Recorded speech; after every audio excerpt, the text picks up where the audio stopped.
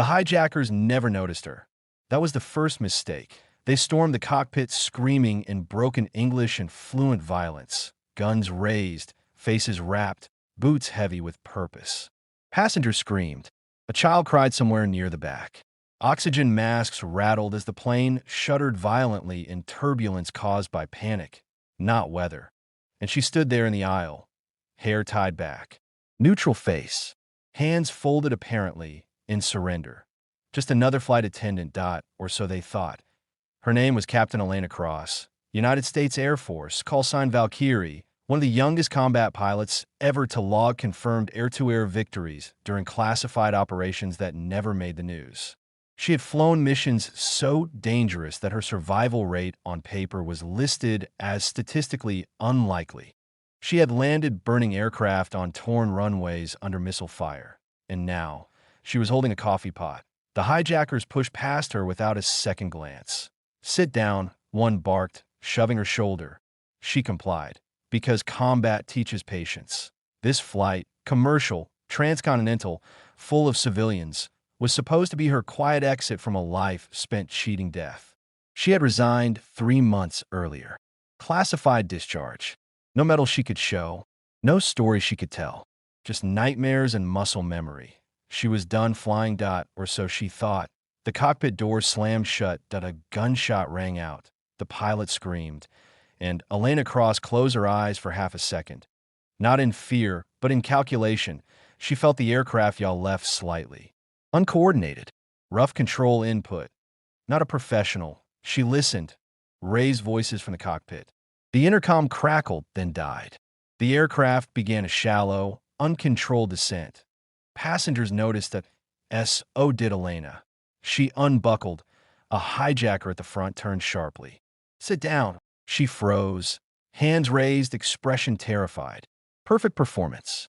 The kind that wins Oscars and wars. I was trained for emergencies," she stammered, letting her voice shake. "I can help calm them. Please." The man hesitated. Gun wavered. People underestimate flight attendants. They think they're there for drinks and smiles.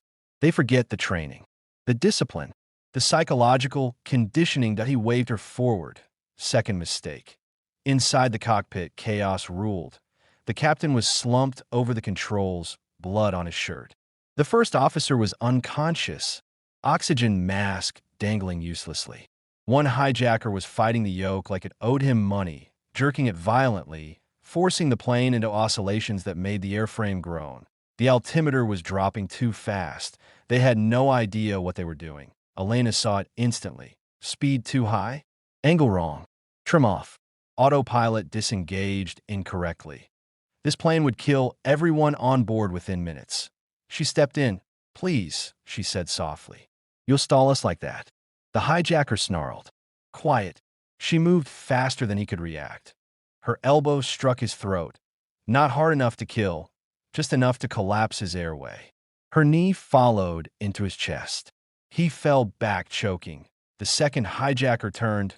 Raising his weapon, she grabbed the control column and slammed it forward, forcing -G. The sudden weightlessness threw him upward into the overhead panel. His gun discharged harmlessly into the ceiling. Elena slid into the captain's seat. Hands on the yoke, feet on the pedals, and the world came back to her like an old song. She leveled the wings. Corrected yaw. Reduced throttle. Checked airspeed. The aircraft responded. Because planes, unlike people, always tell the truth, she glanced at the instrument panel. Her breath slowed. Heart rate steady. This was no longer a hijacking. This was a recovery. "Mayday," she said into the radio, fingers moving automatically. "Mayday, mayday, mayday. This is Flight 771. Pilot incapacitated. Hijackers neutralized. I am assuming control." Silence, then disbelief. "Say again, Flight 771. She smiled grimly. "This is Captain Elena Cross, former USAF combat pilot. And I need vectors now." In the cabin, passengers watched the seatbelt sign flicker on. The aircraft stopped shaking. The screaming faded.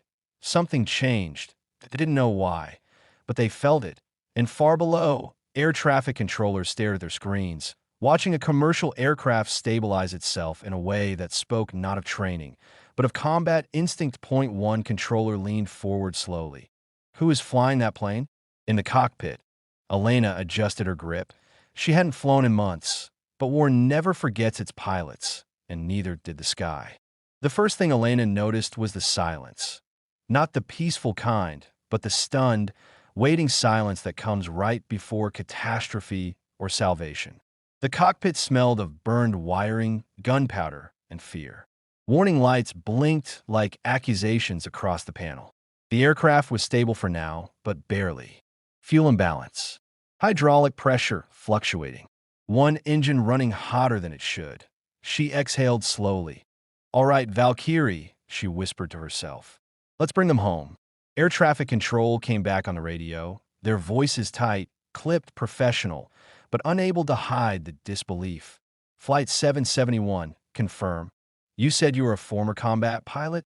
"Affirmative," Elena replied. "Already trimming the aircraft. I need nearest suitable runway. Long wide. Emergency services ready." There was a pause. Then, "Flight 771, cleared direct to Denver International. You have priority airspace. All traffic is being cleared. Denver, high altitude. Thin air. Complicated approach." She smiled faintly. Figures that I in the cabin. The lead hijacker had regained consciousness. He staggered into the aisle, clutching his throat, eyes wild with rage. He fired a shot into the ceiling, screaming something incoherent. Passengers screamed again, fear roaring back to life. Elena heard it through the cockpit door. She didn't flinch. Instead, she locked the controls, reached behind the seat, and pulled out the emergency crash axe. She opened the cockpit door herself. The hijacker froze. He hadn't expected that. She stood there, not as a flight attendant, not as a victim, but as something ancient and lethal. Her posture was calm. Her eyes were steady. Her voice was quiet. "Sit down." He raised the gun. She didn't hesitate. Point one precise step forward. Axe handle struck his wrist. Gun clattered away. A pivot. A controlled strike to the side of his knee. He collapsed screaming. Passengers watched in stunned silence as Elena cuffed him with restraints, dragged him to the front, and secured him to a seat like excess baggage. Only then did she speak to them. "My name is Elena," she said, voice carrying but calm.